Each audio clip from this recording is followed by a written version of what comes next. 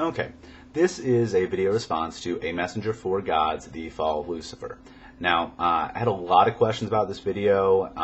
You actually answered one question that I did have about angels and their nature, whether or not they had free will. Now, you've shown that they do. Okay, good, that's established. Which would also mean that God has free will. So this is kind of an underlying question for really all my other questions. If you're all-powerful and all-knowing and through all time, does free will actually exist? Because you know through all time what you're going to do. You know what your creations that have alleged free will are going to do. Now, either you know through all time so they don't actually have free will, or they actually have genuine free will and you don't know everything. So you don't know, I don't know, I guess, think of a number in your head right now. God knows you're thinking of that number. I don't care if it's 6, 92, or 453,218. God knew that you know that. God knows that I'm going to hold up my finger right now. Go, okay, God knows that. Or he doesn't, because I have free will and I just chose to do that. So, okay, that underlies kind of all these other questions. Now, the main question I had is about God creating these angels. He gives them the free will, but he gives them the duty to be, you said, overseers, emissaries, and messengers to the human race. I'm a little confused. Again, all-powerful, all-knowing God. Why couldn't he have just, beamed messages to my head? Just like, oh, hey, thanks, God. I know that now.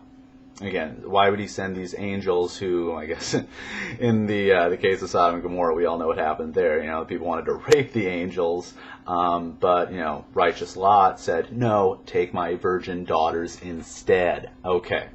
And he was a righteous man, by the way. Okay, so he makes these angels, he makes Lucifer, and for some reason he makes him the most powerful and gives him special privileges over the other angels. Now, I don't really know why that would be. Again, back to the all-powerful God thing, if he is all-powerful everywhere all the time, why would he need someone to watch over these angels? Again, I guess it's to make sure that in their free will they don't succumb to envy or pride and punish them accordingly. Doesn't really talk about that much. So that kind of gets us to the free will thing, so we can experience true love. But again, as I've talked about, either there is free will that God doesn't know what we're going to do. He knows we're going to do, one of these couple things, but he doesn't know. Or he knows what we're going to do, so we don't actually have free will. I had a whole thing about us being created in God's image and, the male and female and the reproductive system and all that, but that's an argument for another day. So there was no one as powerful and beautiful as Lucifer. Why? Why would God make this angel that is just so kick-ass that the angel is ultimately going to think he's better than God, which again begs the question, does God know this? Does God know this is going to happen? And I guess what would happen if it didn't? I'll get to that in just a second. Okay, so how many angels were involved in the war? You didn't say, but I've heard it's about a third of the angels. So again, in this perfect creation, what would be so bad to make these angels want to rebel, want to side with Lucifer, say, hey man, you could be doing things better than God is here. You're way cooler, man. Let's get behind you. And then God either knew this was going to happen or he didn't.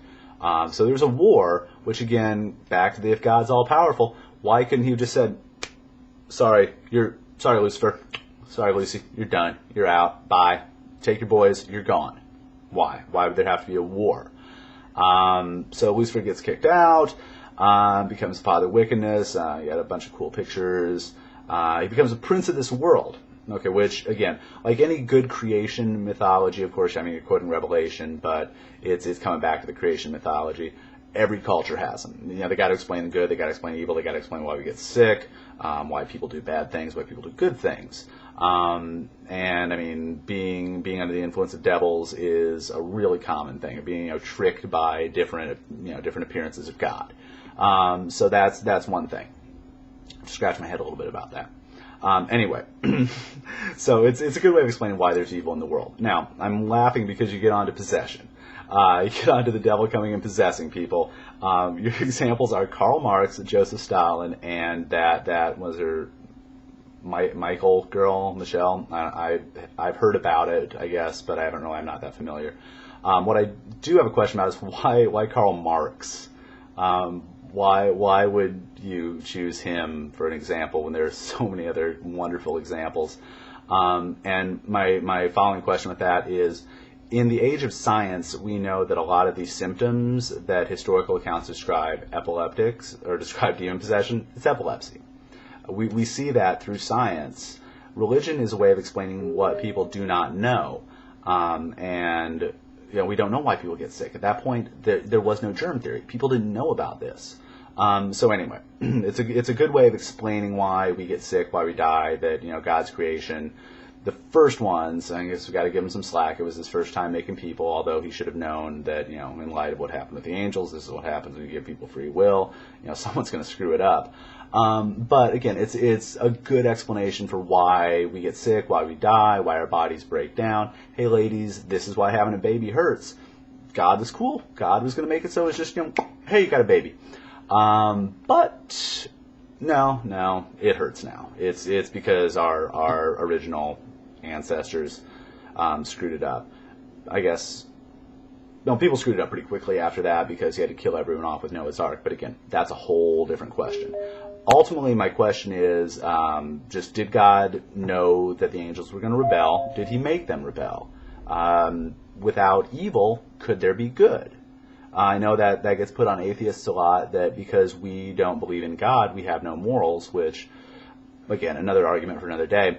But without evil, could there be the conception of good? I mean, we're just naturally predisposed to compare and contrast things, and that's how we know that, there's black because there's white. There's night because there's day.